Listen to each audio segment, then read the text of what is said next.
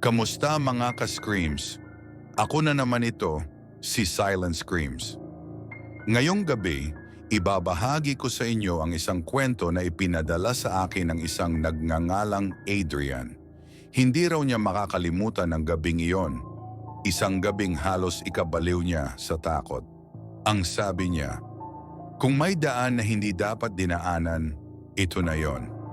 Pakinggan niyo ang kwento niya. Adrian, narrated by Silent Screams. Magandang gabi, tawagin niyo na lang akong Adrian. Ang kwentong ito ay nangyari noong 2018 sa probinsya namin sa Quezon. Galing ako noon sa isang maliit na handaan sa bayan. Medyo gabi na, mga 11:00 at wala nang masyadong tricycle. Ang natitira lang na pwede kong daanan pa uwi ay ang tinatawag ng mga matatanda na lumang kalsada. Isang mahabang, madilim at liblib na daan na halos walang dumaraan kapag gabi. Sabi nila, dati raw maraming aksidente roon. May nabangga, may nawala, at may mga bangkay na hindi na raw nahanap. Kaya kung gabi, halos walang naglalakas loob na dumaan. Pero dahil wala na akong choice, dun ako dumaan. Habang naglalakad ako, ramdam ko kaagad ang bigat ng hangin. Walang kahit isang ilaw poste, puro madilim na puno at damo sa magkabilang gilid ng kalsada. Mga 10 minuto pa lang akong naglalakad, pero parang ang tagal na. Sa bawat yapak ko, naririnig ko ang parang alingaw-ngaw ng sarili kong hakbang. Hanggang sa napansin ko, parang may isa pang paa na sumusunod. Huminto ako at tumigil din ang tunog. Naglakad ulit ako at muling may kasabay na yabag. Kinabahan ako. Sinubukan kong lingunin pero wala akong nakita.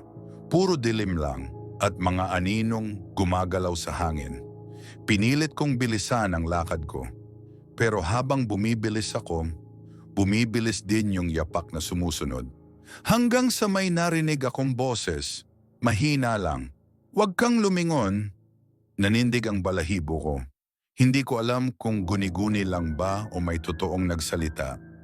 Pero mas lumalakas yung kutob ko na hindi ako nag-iisa sa kalsadang yon.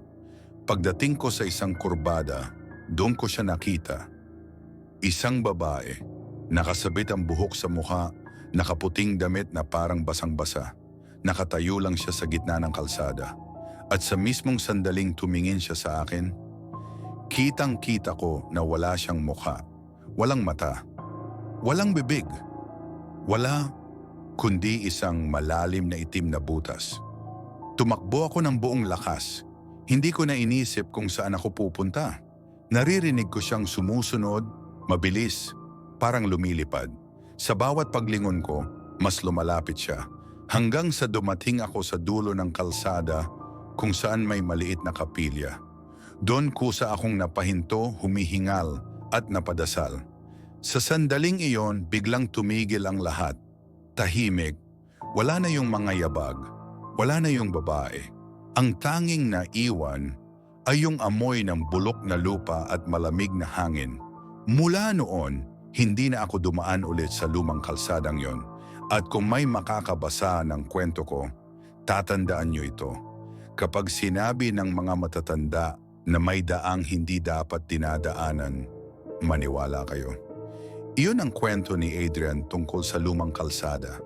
Hanggang ngayon, hindi niya alam kung sino o ano ang nakita niya.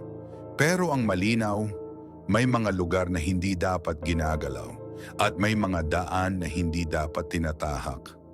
Kung kayo ba ang nasa sitwasyon niya, dumaan pa rin ba kayo sa lumang kalsada?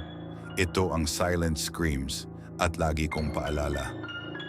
Sa bawat sulok ng dilim, may kwentong hindi pa nasasabi.